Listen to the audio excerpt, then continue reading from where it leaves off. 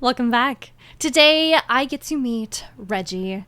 This is very, very, very, very, very long overdue. I do apologize. I have quite the backlog, but you guys, aka the wonderful people who watch this live, have decided that it is now time. And not only is it time for Reggie, it is time for Reggie playing Fallout 4, where every gun fires nukes. And I am sure that there is absolutely no way that this could be at all a problem. Surely. Right?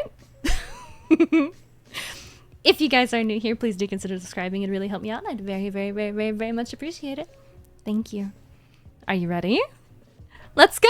I want to introduce you to a world where bullets were never invented. Instead, humanity went straight to nuclear weapons, meaning that every firearm, from a homemade pistol to a minigun, is capable of unleashing Armageddon upon your enemies. In this world, there are only three rules. One, you shoot first, or you don't shoot at all. Two, you should always have a backup plan in case you run out of ammo. And the most important of all is that water gun fights are now strictly off limits. In a post-apocalyptic setting such as this, there's only one thing left to do. Slavery. If you've ever watched a soot-encrusted Indonesian man mining sulfur for 7 cents a day and thought to yourself, damn, he's ripping us all off, then I have news for you, because we are the same person. All of that is to say, I'm a big fan of capitalism, and when it comes to maximizing shareholder value, nowhere does it better than Nuka World. Some people will call this a defunct amusement park, taken over by erotic cosplayers, but really, it's just a different kind of amusement now, because we have hundreds of people forced into slave labor using explosive collars. From the moment I saw— Wait, wasn't there a movie? Wasn't there a movie that had that? What am I thinking of? Damn. Shit. I know that's not like a super original concept, like the explodey necklace, but I don't remember. Oh, I don't think I'm gonna be able to place it, because that's all I'm thinking of. Damn. I'll try to think as we watch the video. This 8 years ago, I knew it was my destiny to be the CEO of this wonderful business. So that's our goal. Utilize weapons of mass destruction to take over Nuka World and usher in an era of mega slavery. Can we succeed? Or will we be stopped by literally anyone with a gun? There's only one way to tell. But first, I have to watch my wife get shot. That part plays out a little differently in this timeline. So my wife and son were vaporized in a thermonuclear blast. Unfortunate, but from their ashes, a hero was born. We escaped the vault and enter into a world whose color scheme could best be described as 50 shades of vomit. From here, we could go straight to Nuka World, but we're level 1, and we have about as many items as a paranoid schizophrenic who thinks the government is spying on him through his microwave. So instead, we'll spend a few hours gathering supplies and trying to reach level 15, at which point we should be ready. I saunter my way into what I assume is modern-day Los Angeles, at which point a Cockney robot attempts to socialize with me, but that's exactly what they expect me to do. So instead, I jump on top of my neighbor's roof and dive headfirst into a pool of radioactive sewage. That ought to throw them off. Our first goal is to find a gun, because the power spike from punching things to nuking things is pretty substantial. After wandering around, I find a dead body with a revolver on it, and upon testing it out on some nearby wildlife, I was both excited and terrified at the world I had created. So you can have the shittiest little pistol. Okay, alright. This, I want to see how quickly this goes downhill. I made my way into a nearby town, where usually a small group of bandits is fighting with some Minutemen. But now, a small group of bandits is committing a nuclear holocaust with some Minutemen. And if you think this is bad, you should have seen it before we reduced the explosion effects. Anyway, I tried silently assassinating the raiders. This was met with very limited success. Eventually, I got tired of role-playing as a high-altitude weather balloon. So I nuked the bandits and entered the museum to help the Minutemen. Or rather, I tried to enter the museum. Because as dangerous as nuclear warfare is outside, it's 10 times worse inside. And I got spawn killed for about 20 minutes before I finally made it past the front door. But by that point, I had been ground zero for roughly 35 nuclear detonations. My ears were ringing, my retinas were fried, and there was a very distinct possibility of me vomiting all over my keyboard. But my noble goal gave me the strength to continue. From here, I went room by room, clearing out the raiders in close quarters combat. This is a fantastic way to learn the exact blast radius of a nuclear bomb, because if you're off by even an inch, your limbs will eject from your body like rocket-propelled grenades. Eventually, I made it to Preston Garvey, who wasted no time complaining about how hard his life is. Just wait until he hears about my plans for Nuka World. Preston had me climb up to the roof and equip this suit of power armor. I was feeling very confident until a drug-fueled maniac popped out from around a corner and gave me both barrels of his shotgun, a phrase which has recently intensified in meaning since each pellet is now its own nuke. Oh my god. Dude, okay, that's overkill. Like, that's beyond overkill, but that is fucking hilarious.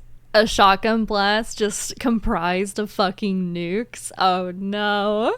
Honestly, I had a lot of difficulty at this section because the minigun takes half a second to spin up, and if a raider happens to squeeze out even a single shot in that time, it's all over. But if I've learned anything from watching a homeless man avoid arrest by drinking his vodka out of an antifreeze bottle, it's that necessity breeds innovation. Come to think of it, that might have actually just been antifreeze. Regardless, I pioneered a new combat strategy, that is the mortar technique. Instead of shooting at my enemy, holy fuck. And they make the whistle. Each one of them is making the whistle too, dude. Oh no. Pioneered a new combat strategy, that is the mortar technique. Instead of shooting at my enemies, I just kind of carpet bombed the entire town with poorly aimed artillery. And it worked really well. From here, I jumped off the roof and did my best to crush Preston like an ant. What are you, crazy? When that failed, I settled for finishing off the raiders and laughing at the Deathclaw's attempt to intimidate me. Following this, I went inside, Preston thanked me, and Mama Murphy gave me the perfect setup for a joke. We're all gonna die eventually. Oh my god. We all went to Sanctuary and started drinking from the same toilet bowl because we are now friends. In fact, Sturgis asked me if I could build everyone some beds so they didn't have to sleep underneath bridges and inside of burnt-out cars. I looked him straight in the eye and said I would do that. Of course, I was lying. In fact, I immediately left Sanctuary and never contacted any of these strange people again in my entire life. No! How? Man! Oh. I mean, I guess you're off to some more exciting adventures. Okay. At this point, we're level 3, and I've got a decent selection of guns, but I'd still like to gain access to some better perks before taking on Nuka World. So I began doing odd jobs around the wasteland. First mission, a filthy woman wants me to go to this place and kill all of these people. No problem. I travel to the Corvega factory and start using my mortar technique to soften up their defenses. That's such a cheese. It's very satisfying, but that is such a cheese, dude.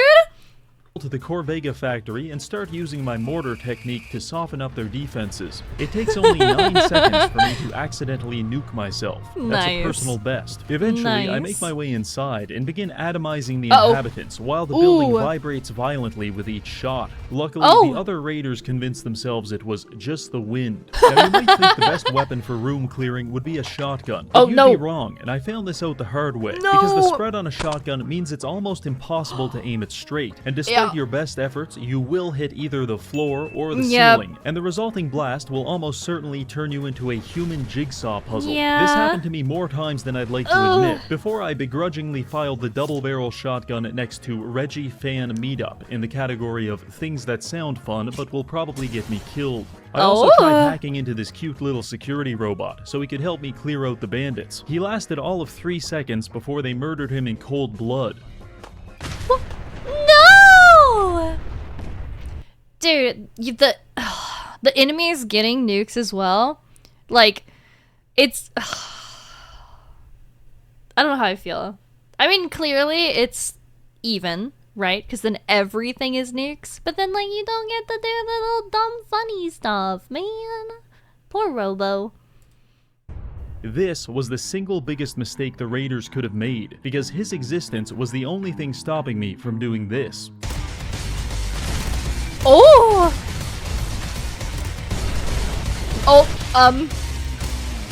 Yes, indeed, the bandits were dead. Ooh. Completing this quest got us to level 6 and allowed me to unlock the Mysterious Stranger perk, which is now substantially more satisfying because yes, he does shoot nuclear bombs. This was good, but we still have a long way to go, so I continued on my quest to convert every living being into experience points. It went The corpse launches are so violent because of... It's a fucking nuke, dude, but it's so fucking violent. Convert every living being into experience points. It went a little like this. I start the day with some train yard hobos. First you shoot them, then you beat them. 8 experience each. Also, tried my hand at cattle wrangling. Did that cow have 2 heads? Did that cow have... Oh, there it is. Oh, 2 of them have 2 heads.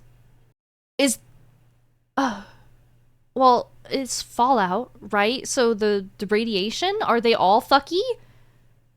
Does that mean... Are there more? All of them? Oh, so this one does too. I just can't tell, I guess. Mutated cows. Deers are the same? They have 2 heads? Oh my days. Okay. That's fine. Angling. Ooh. I think I'm a natural. Shipyard? Break into a shipyard. It's full of murder crabs. What? Now it's not. Apparently, the owner was trying to domesticate them by playing soothing messages on the PA.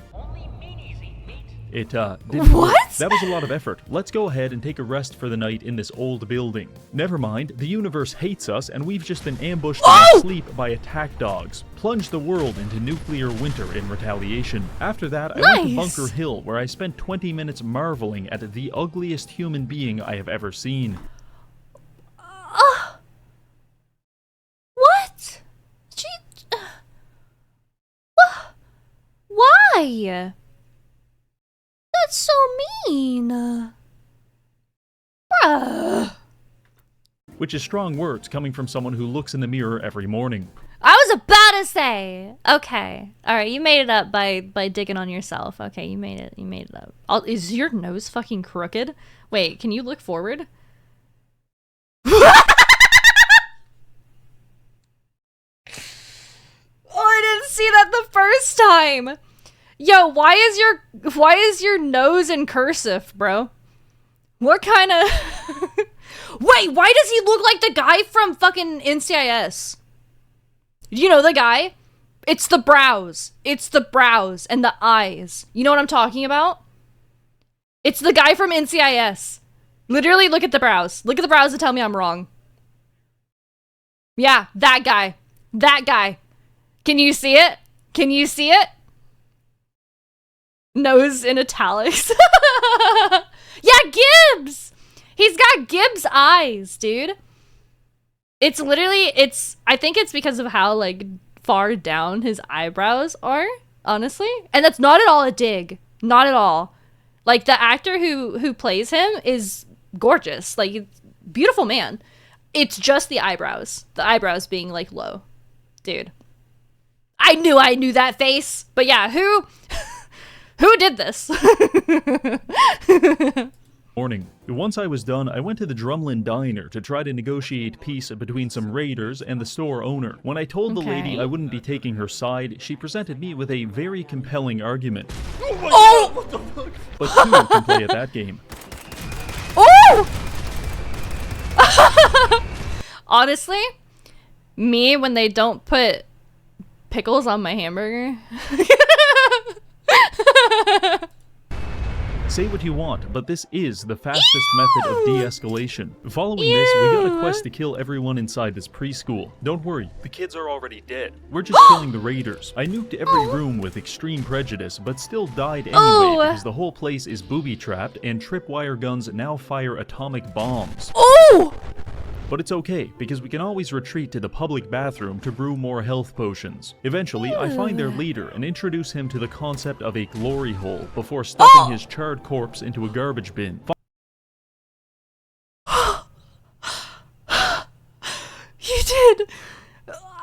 That's so BM! That's so BM! What? Finally, I finished by releasing all of his captives, except for you. Someone has to stay behind to tell the people about my good deeds. After all that, we're now level 10, and I've even figured out how to craft bear traps, which I have successfully stress tested on a small child. Works like a charm. Let's finish up a few more quests and then go straight to Nuka World. I was in Bunker Hill admiring the absolute girth of this man's biceps when I was approached by Edward Deegan. He took me to Cabot House to accept a quest from John Cabot, who wants us to steal some secret serum from a psychotic gentleman living in a shack on top of a hill, which is fine. However, John bears a striking resemblance to the Zodiac Killer, and so I wasn't sure if I could trust him. That's why I covertly stole and hid exactly one of his pool balls. If he betrays me, he'll never get this back, and the loss of a singular ball in an otherwise perfect set will almost certainly drive him to a suicidal rage. This is what we call establishing collateral. Anyway, I went to the insane guy's shack to get the serum, but an acorn fell on the ground and it spooked me, so I spent the next 55 seconds nuking the man's house until I stopped getting hit markers. No!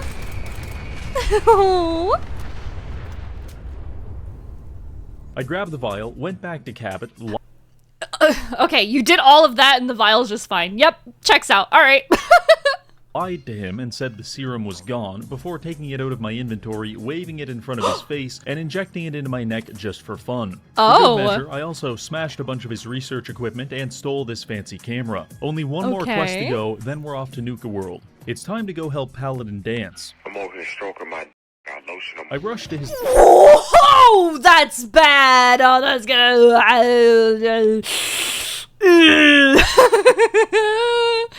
Hopefully we can cut that out. Distress signal as fast as I could, but upon arriving, it seemed like he had things under control. Okay. Bye. I talked to Dance, and he asked me to accompany him on a mission to salvage technology from some nearby ruins. Okay, this is actually impressive. This is actually impressive as hell. What? This quest was awful, but I do have a few tips. First of all, you're going to come across a gang of bandits robbing some traders. This is an interesting interaction that I recommend observing from a distance. Second, if you hear any variation of the phrase, "we've got company," you need to run for cover, because there is a 90% chance Paladin Dance is about to pivot like LeBron James and nuke the shit out of you for being within 20 feet of a bloatfly. We've got company.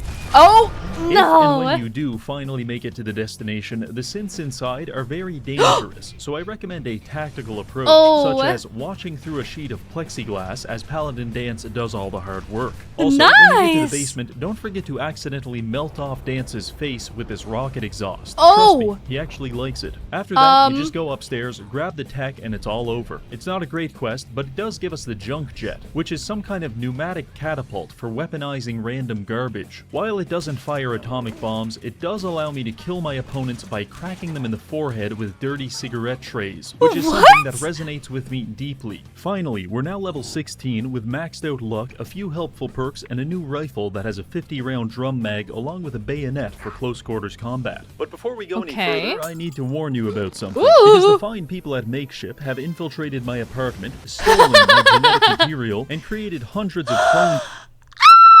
Look at how cute! That is so cute! Oh my gosh, you good job, oh so pretty, look at the little guys. Of me that are conveniently the correct size and shape to fit inside of a mason jar. I would have absolutely no idea why it could be comical that it would fit into a mason jar. I would have absolutely no idea why that could be funny. But you wouldn't do that to me, right? Anyway, for a limited time, we're going to be selling these Reggie plushies, and I highly recommend picking one up. But Reggie, what can I use this for? Well, I like to use mine as my own personal hostage. You see, he's relatively small, which makes him very easy to overpower. Sometimes I also like to wave a big knife in front of his face. It fills me with a sense of control that I've long since lost in my life. Also, he has no legs with which to run, no mouth with which to scream, only eyes with which he may observe me perform my elaborate war dances as I prepare to take his life. But if that's not exactly your style, he also makes a pretty good stress ball. So you've got 30 days to take me hostage. Do you think you have what it takes? If so, click the pinned link in the comments and put yourself down for as much of me as you think you can handle. Then prepare yourself. Now back to the video. I arrived at the Nuka World Transit Center with determination because from here we can take a tram to the amusement park. The only thing stopping us is a small army of bandits, robots, and rooftop snipers.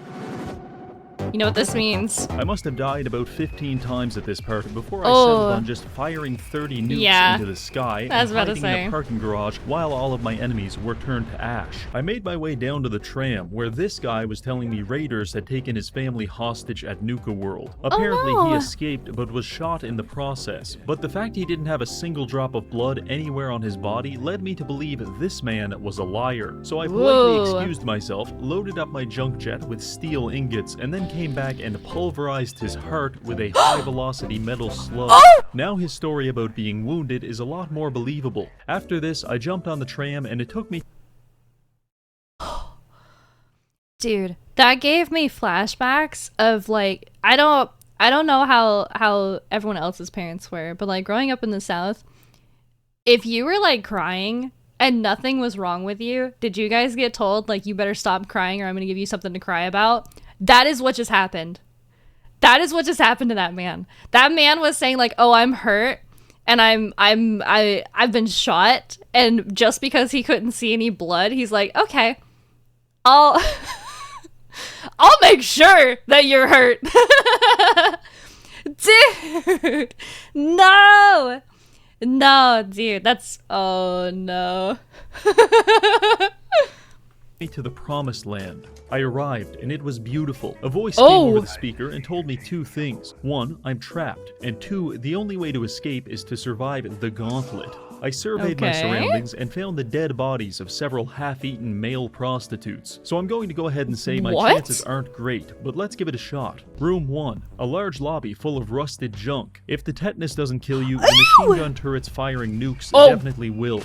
Also, the ceilings are very low, which makes it easy for you to blow yourself up. So I recommend using VATs. Even if your chance to hit is low, it doesn't really matter, because atomic bombs are more of a to whom it may concern type weapon anyway. After that, it's on to room 2. This room was supposed to be armed with several booby traps. However, the nuclear detonation we unleashed on the last room seems to have spilled over and disabled most of them. The key word being most. Oh, yep, After reassembling my body parts, I moved to room 3, which presented us with 3 doors to choose from. Door 2 was a room... Why are there heads? Why are there heads everywhere? Why are they... which appear to have been decapitated in the middle of nutting, while door 3 contained a bouquet of live grenades. I'm flattered. Escaping through door 1 led us to a radiation room which was giving me 60 rads per second. In order to avoid developing stage 4 League of Legends, I took a near lethal dose of radiation medication and ran around in a fugue state until I found the keys to escape. Next was a maze full of bizarre traps and animatronic aliens. Fairly simple, just don't underestimate the overgrown rats, because they will not hesitate to put you down. After this was a tunnel full of landmines. Sprint through it at top speed and across this definitely up-to-code wooden bridge. It collapsed, and you're now being attacked by shellfish. Assert terrestrial dominance before proceeding to the hardest room of all, the gas chamber. It's here where we get locked into a room which is quickly filling with phosphine gas. If we don't get through this door in the next 30 seconds, we'll be dead. So here's the plan. Take a bunch of drugs to numb the pain of your lungs being dissolved. Stab all these bugs while making sure to fill your pockets with their succulent meat for later. And then hop on this computer and open the... I mean, I don't know who that is. No one's buying that, huh? escape door. That leads us to a shed full of flying ants, which are surprisingly difficult to hit with a nuke. The torture of this room is a little more abstract, but it's very real nonetheless. Then quickly run through this cage area while people shoot at you from above. Just kidding, you can't do this quickly and you're going to die at least a dozen times. But after that, we're finally at the last stage of the gauntlet. See that guy down there in the power armor covered in blood? Yeah, we're going to fight him and he's invincible. But we have a secret weapon. It's not a high-powered rifle or even a rocket launcher. Instead, our secret weapon is a plastic water gun. The plan, in theory, is that our enemy is receiving power to his suit from this exposed electrical line. And if we can cover him in water, well, that probably wouldn't be very good. Alright, let's give it a shot. They counted us down and opened the gates, at which point I charged headfirst into my opponent. He responded by blowing off all of my limbs with a nuclear bomb. Clearly, we need a different approach. The guy is actually invincible, but I found out that I can stay in the starting area and snipe him with the water gun to disable his armor. Then I followed up with like 20 nukes to finish him off. That's kind of cute, honestly. That you have to use an actual water gun. That is actually really cute. Doing this, a lot of exposition happens, but I'm going to summarize it really quickly. That guy we just electrocuted, yeah, he was the CEO of Nuka World, and the raiders that live here seem to put a lot of respect on violently murdering your political opponents, so they now recognize me as their leader. This is fantastic, and it comes with a lot of perks. For example, I now live at the peak of Fizz Top Mountain with a lovely view over all. Wait, no, that's actually kind of cool. Okay. All of my employees. You are now one of my elite employees. No, not this bitch. Not this bitch saying this to a person in a fucking cage. No, you're dirty. You're dirty for that one. No. Employees. You are now one of my elite employees. Also, since I'm the boss, I can go to the market, steal things right out of the display case, and then sell them back to the shop owner for free money. The downside is that Nuka World is divided into 6 parks, with only one of them being under our control. So it's our job to liberate the remaining parks directly into my authoritarian governance. Then, once we have them, we can distribute them to the different raider factions according to which of their political philosophies I find the most amusing. So it's time to go meet the gangs. Operating out of Fizz Top Mountain is the Disciples, which is a faction that couldn't be any edgier even if they were actively pulverizing the elderly in a hydraulic press. This is strangely juxtaposed against the fact that they don't know how many belts you can wear before people stop taking you seriously. Overall, they're my second favorite. The second faction is the Operators. Their primary concern is making money at the cost of human life, which is my personal favorite philosophy. However, they have some shared mental disorder which precludes them from wearing clothes that actually fit. I don't know exactly why, but this makes me extraordinarily angry, and I regularly have to restrain myself from killing them. Fortunately, I found a good compromise. Instead of creating a civil war by nuking their entire faction, I just swing by every few days, find a random operator, and secretly deposit a live grenade in his pocket. Lastly, there's the pack. They have a relatively experimental aesthetic, along with a nice selection of chairs. But whenever you want to talk to their leader, you're going to be forced to listen to the bite.mp3 sound effect for hours on end, because they installed a dogfight pit in the middle of their base. This immediately and irrevocably disqualifies them from receiving any further attention from me whatsoever.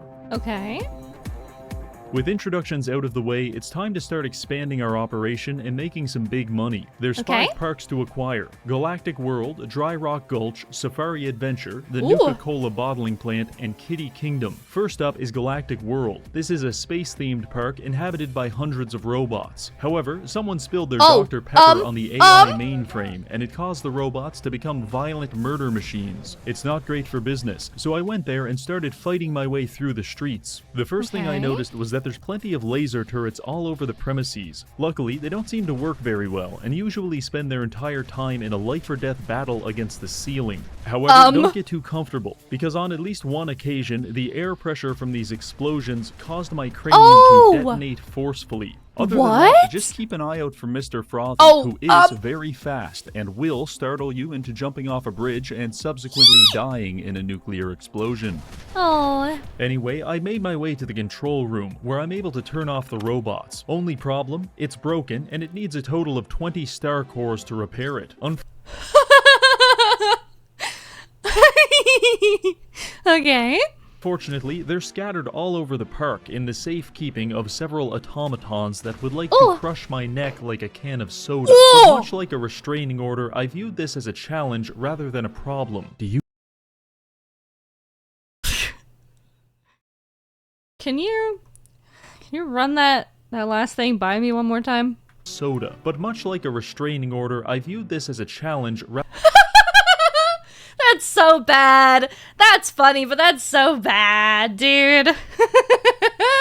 rather than a problem. Do you really think I can't get within 100 feet of you? So I began wandering around looking for these cores, which led me to a building called the Robco Battle Zone. My hopes of this name being metaphorical were quickly dashed when upon entering I died about 37 different times. Part of the issue is that the mini nuke mod isn't working perfectly on the robots, and some of them are shooting me with laser beams, while my supple body is perfectly optimized for dying in my eyes! My pure, innocent eyes! You're just gonna... Whoa! I didn't expect that here, of all... Am I on the right website? Wait a minute.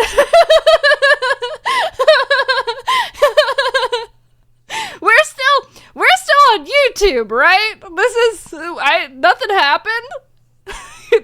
Did anyone hear the sound? Did anyone hear the nuclear explosions? It does very little to protect me against this space-age technology. But just like how the lifeguards at the YMCA can't stop me from drinking the pool water, these robots couldn't stop me from blasting my way into the battle zone. At which point, I was promptly locked inside and forced to fight a variety of enemies which entered from these doors and these hydraulic platforms. The robots were tough, but the primary difficulty in this cramped space was finding a place to detonate a nuke that wouldn't instantly vaporize me. First, we had to survive some Protectrons and a swarm of iBots. No problem. Then it was on to the Novatrons, even easier. Then our final opponent was the Space Sentry. Ooh!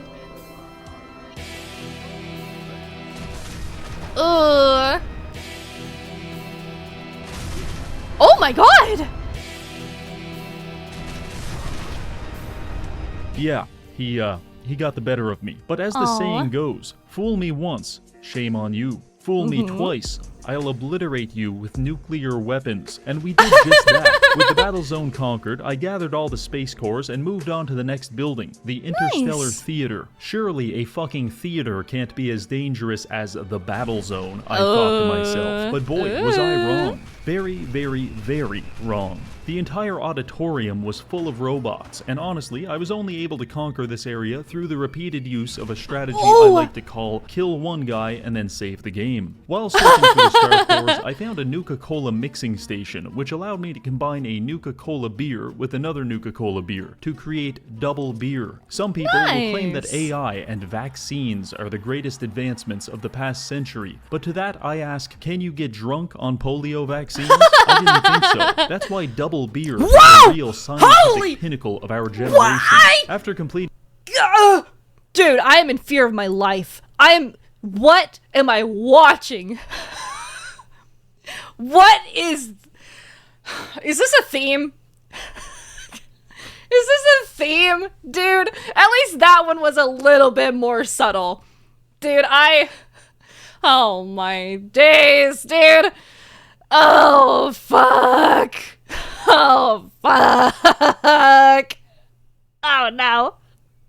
My schizophrenic monologue about alcohol, I found the star cores next to a few decomposing junkies in the washroom. Very nice. The last building wasn't as bad. Vault Tech Among the Stars is a recreation vault life experience, outfitted with realistic living rooms, indoor gardens, and even an entire room dedicated to giving you cancer. I'm feeling nostalgic already. Strangely, as my character progressed through this area, he was getting recurring headaches. I chalked it up to a brain tumor and thought nothing of it, but it turns out the whole vault was was actually just one giant experiment in subliminal messaging. According to this observation log, they're broadcasting a high frequency over the PA that's meant to induce degenerate behavior such as pissing your pants. Joke's on them, they just wasted millions of dollars to make me do something that I was already going to do anyway.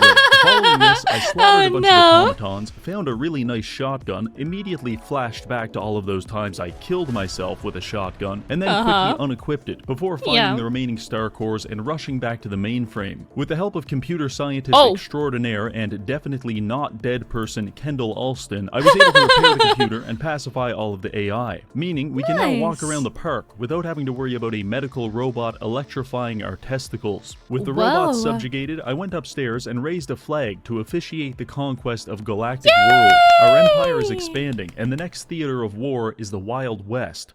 Ooh, I love the outfit change, dude. I was gonna say it earlier, but like the glasses are nice. They're very cute.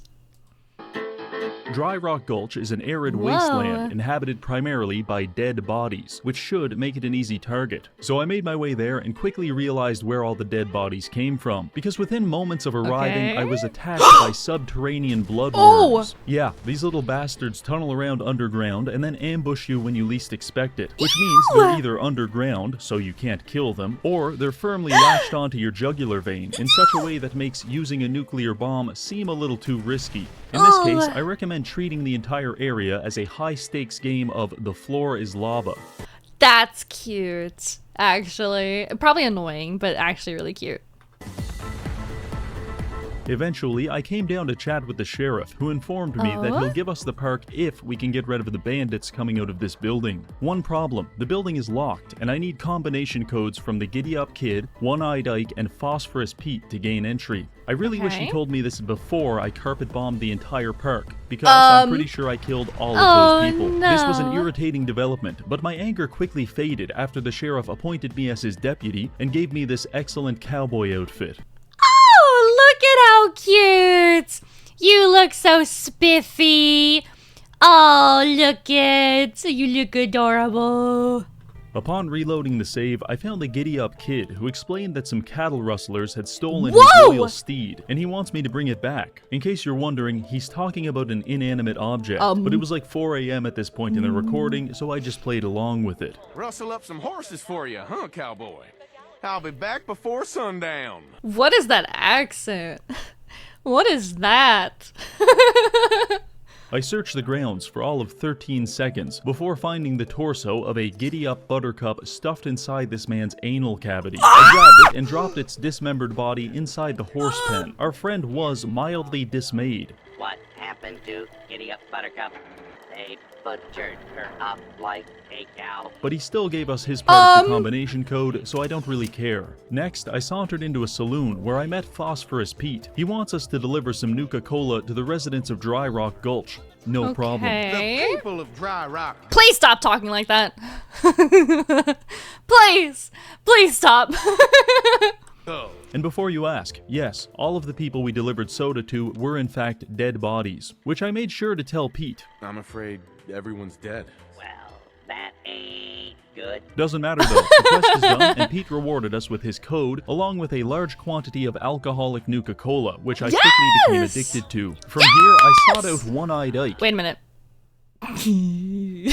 Don't worry about it. Shut up. To complete our final test, which, much to my dismay, would be a duel at 10 paces. Ike gave me a 44 Magnum and started counting down, but unfortunately, I was still stun-locked by the idea that an amusement park mascot was programmed to hand out loaded revolvers to children before shooting them, which resulted in Ike getting the better of me. Second attempt at the duel, I won, but I won a little too hard, and Ike wasn't alive to give me his code. Third time's the charm. For this, I decided to swap to the junk jet, and after blasting Ike in the head with a steel ingot and an empty beer bottle, he conceded defeat and gave me the final piece of code. Now we can enter this mine shaft, destroy the Bloodworm Queen, and claim Dry Rock Gulch. Honestly, this part was pretty easy. There's really only two things you need to do. One, make sure you break into the office so you can equip this cool duster and pretend you're playing an actually good Fallout game. And this last thing should go without saying, but do not jump in the pit full of dead cows, because they'll erupt with dozens of bloodworms worms, and it makes for a very stressful experience. Other than that, I just nuked everything inside and completed the quest. Not too bad. After raising the flag, we're all done at Dry Rock Gulch, and on to the next target, Safari Adventure. I approached the park and observed a man doing battle with a large creature. I chased it off by shooting it with 3 nukes, all of which it survived. This was not a good sign. Anyway, the guy started talking to me, and from a distance I had assumed he was some kind of male stripper, meant to appeal to the female fantasy of being bludgeoned to death with a sledgehammer. But actually, he's just a caveman who was raised by gorillas, which is marginally more believable. His name is Cedo, and he used his caveman dialect to explain that Safari Adventure is overrun with gator claws that are being cloned in a big triangle house, and I need to disable the cloning machine to claim the park. I briefly considered putting a revolver in my mouth as a preferable alternative, but after I heard him using 150% of his brain power to forcibly enunciate the word facility, I felt bad and accepted the quest. Facility. So I set out searching for a key to the triangle house, and thankfully the gators weren't much of a problem. I mean, they didn't have any nukes, which was a pretty big deal right off the bat. However, they are very tanky, so just use literally any gun that goes full auto, and you should be absolutely fine. In fact, if you want to make it especially simple, you can just go to the top of this treehouse and firebomb the entire map. Honestly, I think the hardest battle I had here was against my alcoholism that I had acquired in Dry Rock Gulch. Eventually, I found the key, let myself into the cloning facility, and started clearing it out. I felt kind of guilty for slaughtering all these dumb animals with nuclear weapons, so I thought I'd try fist fighting one of them just to get my anger levels back up again. It worked like a charm. Anyway, I blasted some gators, hacked into this computer, and turned off the cloning device. I told Cedo the good news, and he was so excited that he gifted me a rocket-propelled aluminum bat that— What in the redneck ingenuity is that? What the fuck? That's gotta be illegal in the league. That cannot be allowed.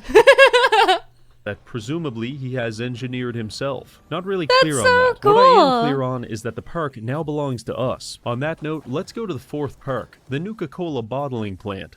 Ooh. Dude, the shape is so cute of these things. It's so cute.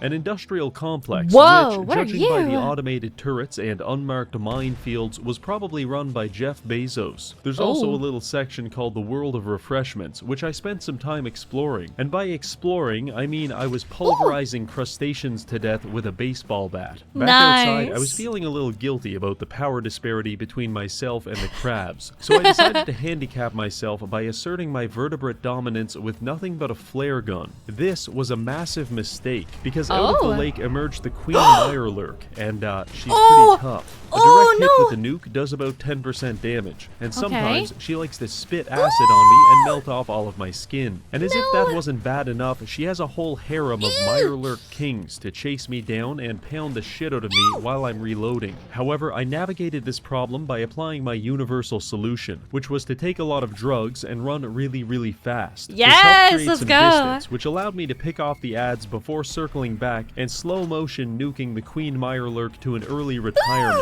I cannot imagine how embarrassing it must be to have your entire colony destroyed by this dickhead, but luckily she won't have to worry about that, because she's dead and the bottling plant is now ours. On to the next target. This is it, the final park, Kitty Kingdom. As a professional YouTuber who owns a copy of Minecraft, this could be the most dangerous park of them all. Oh my Previously a children's days. theme park with several rides and a castle, it has now been renovated into an industrial gas chamber, with radioactive fumes being pumped into the area at regular intervals. Also, it's inhabited by hundreds of feral ghouls, which are relatively easy to kill. However, they close distance very quickly, and melee combat has become substantially more hazardous, thanks to the mysterious stranger who sometimes shows up and nukes the shit out of me. The only upside is that I have this cryogenic shoulder pad, which sometimes freezes my enemies solid, at which point I can take my time knocking off all of their limbs with a baseball bat. Anyway, our goal here is to defeat Oswald the Outrageous. Whoa.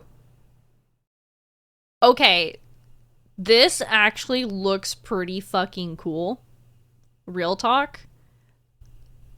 I I can't tell exactly what this is. This is not face paint, right? Is that just him?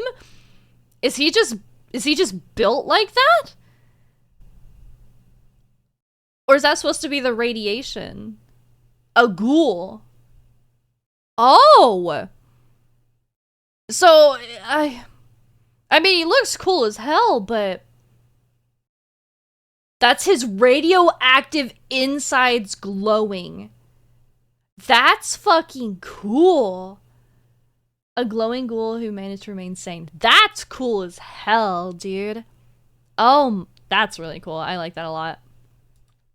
And seize control of the park. He's hiding somewhere, and I decided to start my search in the funhouse. Upon entering, we had to navigate a labyrinth of mirrors, which was fairly easy because none of the mirrors were reflective. Instead, they appeared to be coated in several layers of dried ejaculant. Reggie, my guy. I need you to work with me here, man. I need a little bit of help here, okay? You have shell-shocked me at least like 3 to 4 times. Please just work with me here. Come on, man.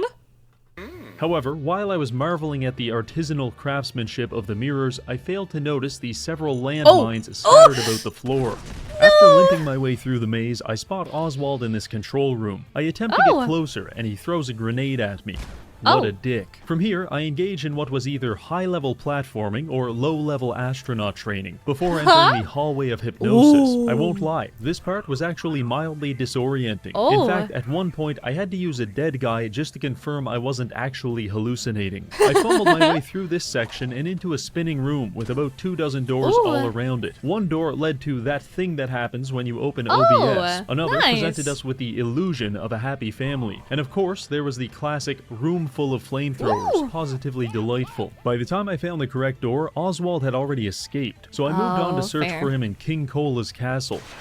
Never mind. It turns out the park has more traps than I thought, not the least of which are the amusement rides themselves. In fact, I have personally witnessed several park employees being killed, maimed, or otherwise dismembered by the rides here, and it's only been like 20 minutes. Of course, I had to try this for myself with the roller coaster car. He got put into it! No, wait, that was cool! Here, and it's only been like 20 minutes. Of course, I had to try this for run myself over. with the roller coaster carts, and I realized that it's a lot like boxing. When you expect to get hit, it doesn't do that much damage, but it's the punch you don't see coming that will decimate you. After this, I strolled around the park a bit more, killing ghouls and rummaging through garbage bins, until I wandered my way into some employee tunnels. I sprinted through the tunnels like a wild animal, at which point I found Oswald talking to one of his staff members in his office. Naturally, I wanted to return the grenade he had thrown at me earlier. This did not work, and I felt like an idiot, so I just kind of took that one on the chin. But it wasn't all bad, because after Oswald disappeared in a puff of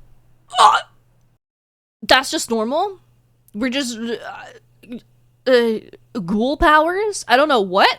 Smoke, I went into the office and found my next stylistic evolution. Oh yeah, this is gonna work just fine. Alright, well that does it. There's only one place left for Oswald to be hiding, the theater. I broke in with all the grace of a homeless drug addict and started talking with Oswald. He was trying to convince me that he has magical abilities, and he said he was going to show me one of his greatest tricks. Then, he punched me in the head and ran away. Truly a master of the mystical arts. I followed him up to the roof, where he gave me some shitty story about being a sympathetic villain, but at this point I was so tired of chasing him around the park and getting hit by roller coasters that I opted for immediate violence. In response, Oswald unleashed his most powerful magic trick of all, crashing my game. What? That's unfortunate. That's quite unfortunate.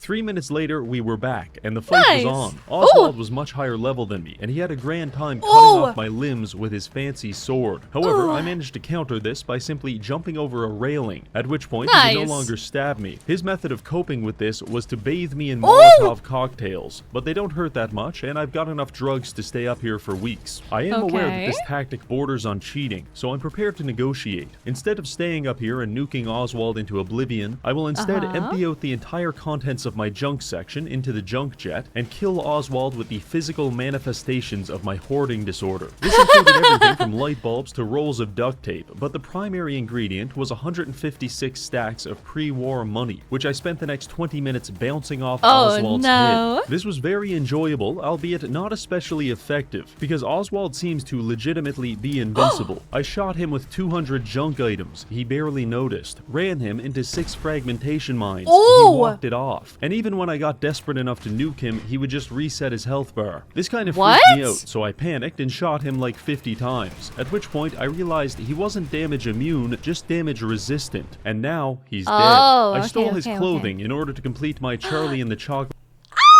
Look it! You look so spiffy. You look so fancy. Oh my gosh, you look great. Resistant. And now he's dead. I stole his clothing in order to complete my Charlie and the Chocolate Factory cosplay, and quickly raised the flag on Kitty Kingdom, indicating our complete conquest over Nuka World. All that's left to do is to go to the power station and press the big red button to finally power up the park. And just like that, we are the CEO of the world's finest slavery-themed amusement park, which... I forgot that this was for bad. I got really excited. I forgot the I forgot the goal that he had with this. I don't know if I should be celebrating. Gives us quite a few benefits. For example, all of the rides are now operational. Oh, nice. Oh, not nice, not nice, not nice. I can't confirm this, but it is my personal headcanon that we're receiving our electricity from a small armada of slaves running on hamster wheels. Also, we can even gather up a gang of raiders and go out into the Commonwealth to recruit more employees through what I like to call competitive hiring practices. Right. No,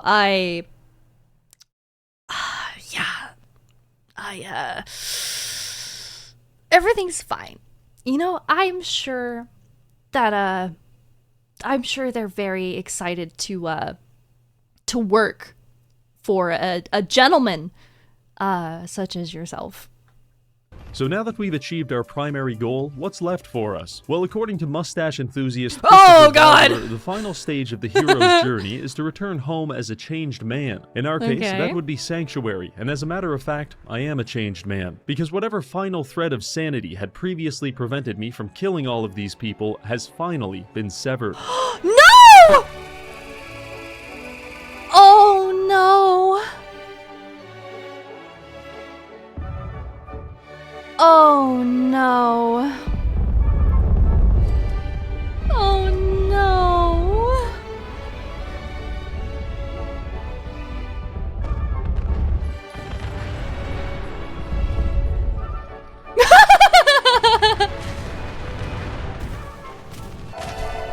Oh. Oh my days. Well, it's finally over. We've conquered a world where the only projectile ever invented was nuclear bombs. I want to thank this month's patrons for supporting the channel. Don't forget to check out Makeshift to purchase and abuse my likeness. And finally, thank you for watching. Aww.